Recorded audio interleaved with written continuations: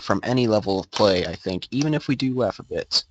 But we have Elvewar, the red Terran, in the bottom left against the blue Protoss Zuraal. Zuraal, I'm going to say.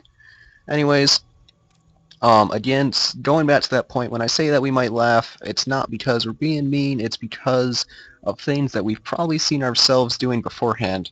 We all started in bronze at some point or other, or at some point of misunderstanding, not knowing how to play the game. So we've all been there and done that. Anyways, this will be a Reaper play, I believe, so we will see an early gas and Barrett's coming out soon. He is scouting as soon as that supply depot finished, and he is only at 8 supply. Now throwing out a very early gas at 9. Let's check out this build so that way we don't miss anything. The Barretts did start out here at about the same time as that gas, I do believe. And I will not speed this up so we don't miss anything else. The Protoss, I don't know why the Protoss is doing this. You don't want to do this because the Terran army has range and Stalkers can't get in here to fight the Terran army effectively if it was a normal match. So you never want to roll off your ramp against Terran.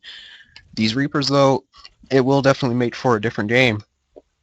And the probe did scout the base. He does see a no orbital. He doesn't see a Barracks. He does see the refinery.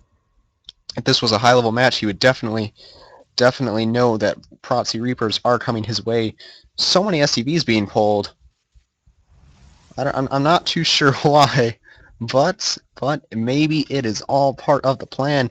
You need about 4 SCVs at most if he's like warping in a cannon or something to take down the cannon, I believe. 4 or 5. And for a pylon, since you know nothing's going to warp in, you could have just let that be or take 1 or 2 SCVs rather than all of them, but that is the learning game.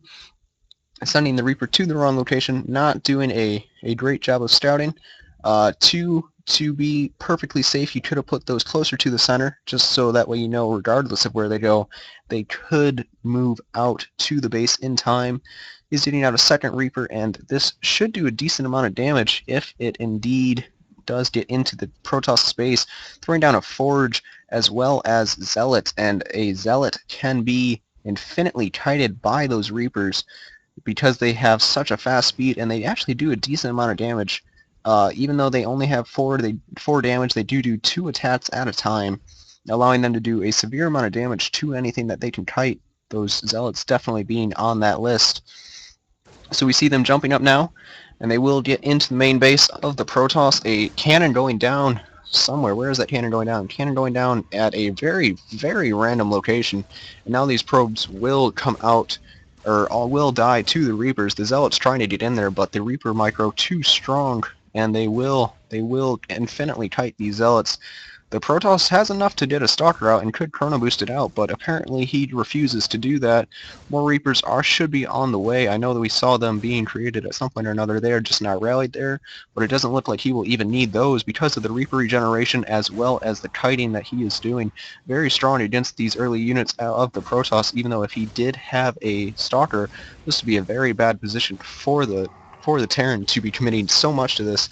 The cannon does go down in an actual useful location, and the Reaper's still not being microed though. You definitely wanted to rally those, but it looks like you'll be fine either way. The Protoss down to a total of 10 probes and isn't mining at all, but those cannons will be going soon.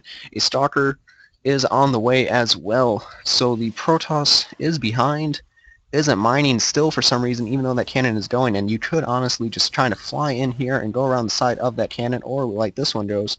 The Stalker is here to scare off the Reapers though.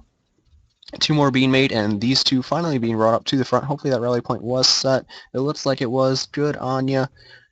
Again, I'm not sure what this was for. Maybe the Protoss was going for some form of proxy, but usually a proxy or any form of cannon rush goes in the main base, not the third or the possible third location.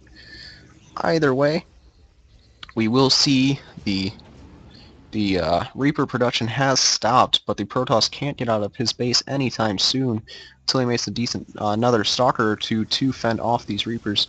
And now there is a total of 5 on the field, I do believe, yes, with 14 SCVs compared to 11 probes, making more of those, however.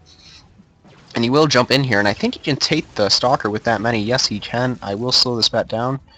Not realizing how that I was still doing fast. So now he has 4 Reapers, can definitely take out Probes in about 1 or 2 volleys, I believe.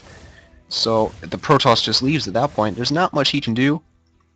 If he kept on pulling his Probes off, he knows he would be further and further behind, and these Reapers are just so very annoying to deal with.